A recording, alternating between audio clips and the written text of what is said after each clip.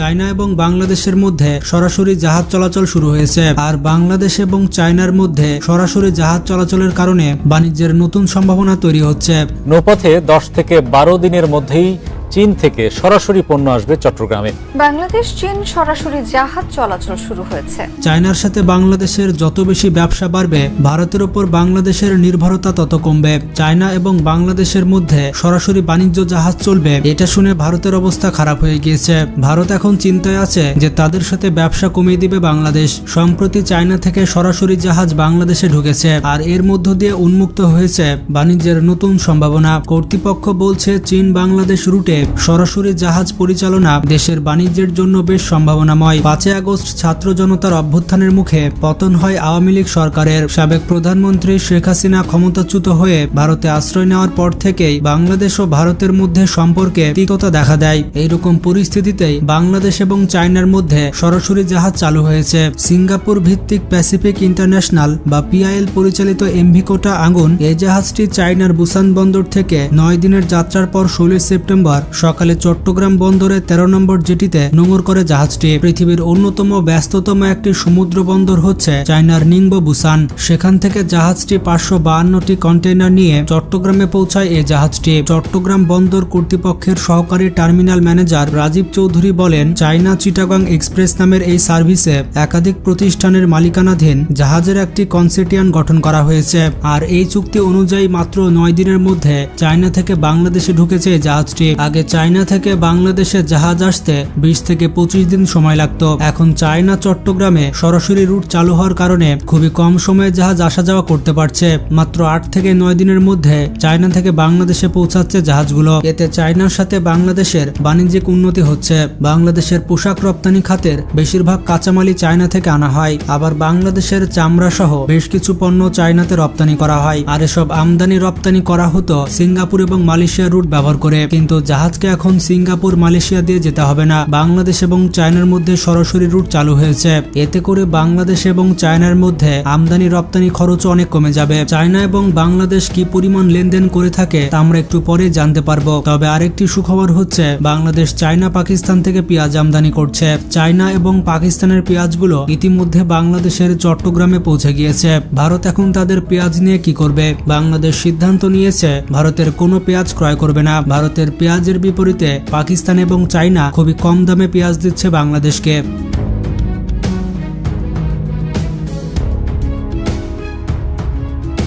তো যাই হোক, এবার আমরা দেখে আসি চায়না এবং বাংলাদেশের মধ্যে কি পরিমাণ লেনদেন হয়। তাছাড়া বাংলাদেশ চায়নার ওপর কতটা নির্ভরশীল। বাংলাদেশ এবং চায়নার মধ্যে সরাসরি জাহাজ চলাচলের কারণে বাংলাদেশ কি পরিমাণ উপকৃত হবে তা আপনারা এখনই বুঝতে পারবেন। তো চলুন জেনে আসি বাংলাদেশের অর্থনীতিতে চায়নার অবদান কতটুকু। বাংলাদেশের আমদানির 26% আসে চীন থেকে, কিন্তু বাংলাদেশের রপ্তানির 1.2% যায় চায়নাতে। বাংলাদেশ ব্যাংক ও ইপিবির পরিসংখ্যানে দেখা যায় 2012-13 অর্থ বছরে চীন থেকে 632 কোটি ডলারের পণ্য আমদানি করা হয়েছিল। বিপরীতে বাংলাদেশ থেকে রপ্তানি হয়েছিল মাত্র 46 কোটি ডলার। সেই সময় বাণিজ্য ঘাটতি ছিল 585 কোটি ডলার। এর ঠিক 10 বছর পর অর্থাৎ 2021-22 অর্থ বছরে চীন থেকে পণ্য আমদানি করা হয়েছে 1935 কোটি ডলারের পণ্য।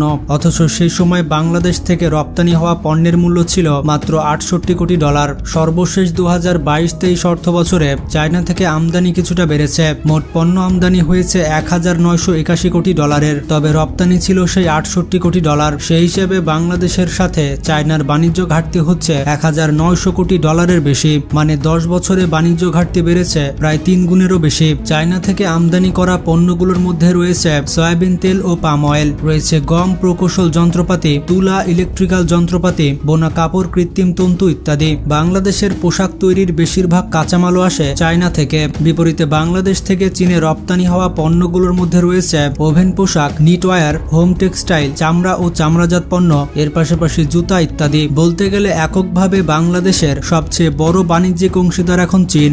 বাংলাদেশের রপ্তানি বাজার বাড়ার সাথে সাথে চায়না থেকে আমদানির পরিমাণও বাড়তে থাকবে, কারণ যে সকল পণ্য বাংলাদেশ রপ্তানি করছে সেই সকল পণ্যের কাঁচামাল আবার চায়না থেকে আমদানি করতে হয়। এমনকি যে সকল নতুন পণ্য রপ্তানি করার কথা ভাবা হচ্ছে সেগুলোর কাঁচামাল এবং যন্ত্রাংশের জন্য চীনের মুখাপেক্ষী হতে হবে। আর এ কারণে বাংলাদেশে ব্যবসা বাণিজ্য বৃদ্ধি করতে চায়না দেশটির কোনো বিকল্প নেই।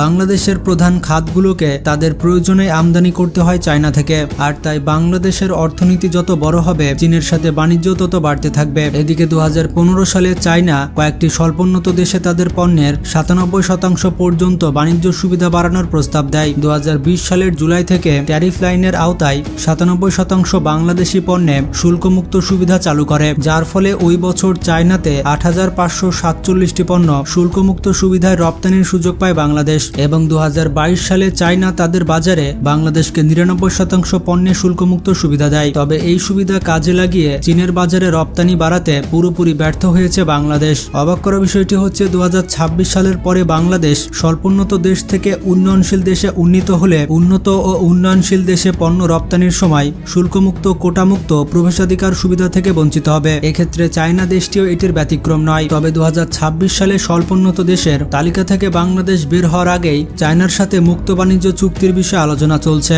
এই চুক্তি হলে বাংলাদেশ ও চীনের মধ্যে বিশাল বাণিজ্য ঘাটতি কমে আসবে বলে ধারণা করা হয়। এবার আসা যাক চায়নার বিনিয়োগের কথায়। 2018 সালে চায়না থেকে বাংলাদেশে বিনিয়োগ এসেছিল $1 বিলিয়ন, কিন্তু 2019 সালে সেটি কমে যায়। সেই বছর বিনিয়োগ আসে $626 মিলিয়ন। তবে 2020 সালে অর্থাৎ করোনা প্যান্ডেমিকের সময় সেটি আরও কমে $51 মিলিয়ন চলে আসে। 2021 সালে অবস্থা কিছুটা উন্নতি হয়ে চায়নার বিনিয়োগ দাঁড়ায় $408 মিলিয়ন। তবে 2022 সালে আবার চায়নার বিনিয়োগ কমে যায়। 22 সালে বিনিয়োগ আসে $187 মিলিয়ন। 2023 সালে বিনিয়োগের পরিমাণ দাঁড়ায় $260 মিলিয়ন। অর্থনৈতিক সম্পর্ক বিভাগের তথ্য অনুযায়ী স্বাধীনতার পর থেকে 2021-22 অর্থবছর পর্যন্ত দেশের বিভিন্ন খাতে ঋণ ও অনুদান হিসেবে মোট $1077 কোটি বেশি অর্থ বিনিয়োগের প্রতিশ্রুতি দিয়েছিল চায়না। তবে এর মধ্যে অনুদান হিসেবে এসেছে খুবই সামান্য, বেশিরভাগ টাকাই দেওয়া হয়েছে ঋণ হিসাবে। বাংলাদেশে গত 10 বছরে বেশ কিছু বড় বড় প্রকল্প হতে দেখা গিয়েছে। কোনো প্রকল্পের বাস্তবায়ন শেষ, কোনোটা আবার শেষের পথে। এমন কিছু প্রকল্প হচ্ছে পদ্মা সেতু, Padma rail Karnaphuli tunnel, Chattogram Cox's Bazar rail line, Payra বিদ্যুৎ কেন্দ্র এবং পদ্মা পানি শোধনাগার প্রকল্প। এই সকল প্রকল্পের বেশিরভাগের সাথেই চীনের অনেক গভীর সম্পর্ক রয়েছে। বিদ্যুৎ, জ্বালানি সহ দেশের বিভিন্ন খাতে সরকারি বেসরকারিভাবে বাস্তবায়নাধীন এমন আরো বেশ কিছু মেগা প্রকল্পে বর্তমানে বিনিয়োগ রয়েছে চায়নার। পদ্মা সেতু, চট্টগ্রাম কক্সবাজার রেল লাইন, ঢাকা মাওয়া যশোর রেল লাইন এমন কিছু প্রকল্পকে চীনের বেল্ট অ্যান্ড রোড ইনিশিয়েটিভ বা BRI-র অংশ হিসেবে দাবি করে চীন। এদিকে পায়রা বিদ্যুৎ কেন্দ্র নির্মিত হয়েছিল বাংলাদেশ ও চীনের যৌথ বিনিয়োগে। এছাড়া কর্ণফুলী টানেলের নির্মাণে অর্থায়নের বেশিরভাগ অংশ এসেছে চায়নার এক্সিম ব্যাংক থেকে। চট্টগ্রামের বাঁশখালীতে বেসরকারি উদ্যোগে নির্মাণাধীন 1320 মেগাওয়াট সক্ষমতার একটি বিদ্যুৎ কেন্দ্র নির্মাণে ব্যয় হচ্ছে প্রায় $250 কোটি। এর মধ্যে প্রায় $176 কোটি ঋণ এসেছে চায়না থেকে। বিদ্যুৎ, জ্বালানি ছাড়াও সড়ক যোগাযোগ, রেলওয়ে ও সেতু নির্মাণ খাতের বিপুল পরিমাণে বিনিয়োগ রয়েছে চীনের। এর মধ্যে রয়েছে পদ্মা সেতু রেল সংযোগ প্রকল্প। এই প্রকল্পে চায়নার ঋণের পরিমাণ $267 কোটি।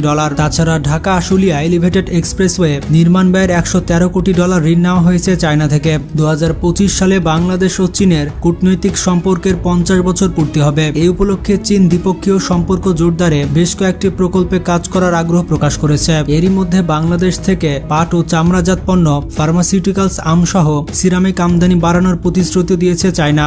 এছাড়া বিভিন্ন বাণিজ্য, কারিগরি, কৃষি ও উৎপাদন খাতে প্রশিক্ষণ এবং আগামীতে শিক্ষার্থীদের জন্য বাড়তে পারে চায়নার বৃত্তি। সব মিলিয়ে বাংলাদেশের অর্থনীতিতে চায়নার ভূমিকা দিন দিন বাড়বে, এতে কোনো সন্দেহ নেই। তো বন্ধুরা, এতক্ষণ ভিডিওটি দেখার পর আপনারা বুঝতে পেরেছেন চায়না এবং বাংলাদেশের মধ্যে সরাসরি জাহাজ চলাচলের কারণে বাংলাদেশ কতটা উপকৃত হবে। ভিডিওটি সম্পর্কে আপনার কোনো মতামত থাকলে কমেন্ট করে জানান। আর ভিডিওটি স্কিপ করার আগে ছোট্ট রিকোয়েস্ট থাকবে চ্যানেলটি সাবস্ক্রাইব করার। তো আজকে এ পর্যন্তই, ভালো থাকবেন, আল্লাহ হাফেজ।